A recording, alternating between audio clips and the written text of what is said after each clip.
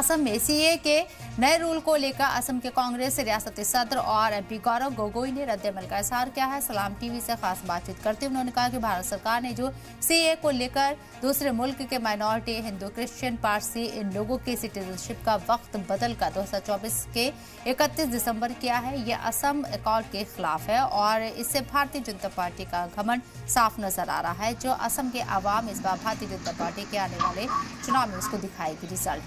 साथ ही उन्होंने असम में बुलडोजर एक्शन को लेकर कहा है कि जो असम सरकार मुसलमान और जनजाति लोगों के घरों पर बुलडोजर चला रही है, ये बड़े बड़े सरमायादारों को गरीब जनता की घर तोड़कर जमीन देने के लिए कर रही है, जो सरासर गलत है।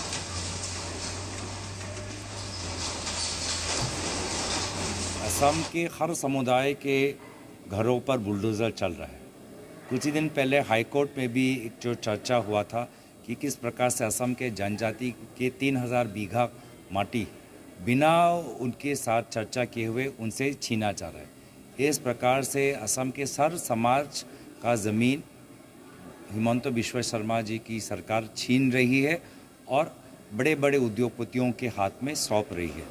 तो ये जो अहंकार है, इस अहंकार को असम की जनता आने वाले समय में उखाड़ फेंकेगी।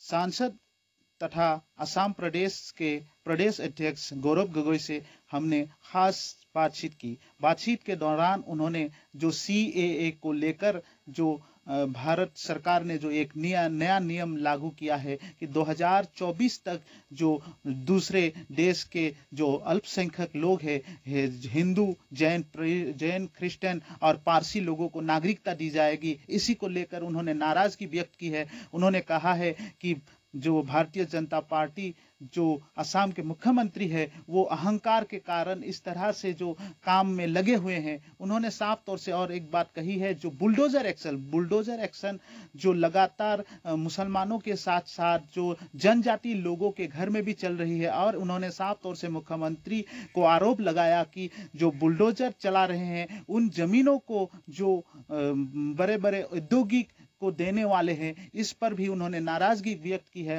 कहा कि बुलडोजर एक्शन सरासर गलत है, ये ऐसा नहीं होना चाहिए। असम के जो मुख्यमंत्री है वो अहंकार के कारण इस तरह से जुल्म कर रहे हैं, असम में बुलडोजर चला रहे हैं। उन्होंने सीए का नया नियम को भी गलत ठहराया है, असम अकॉर्ड के खिलाफ है। उन्होंने कहा है, देखा जाए तो गौरव गोगोई ने साफ तौर से असम सरकार की निंदा की।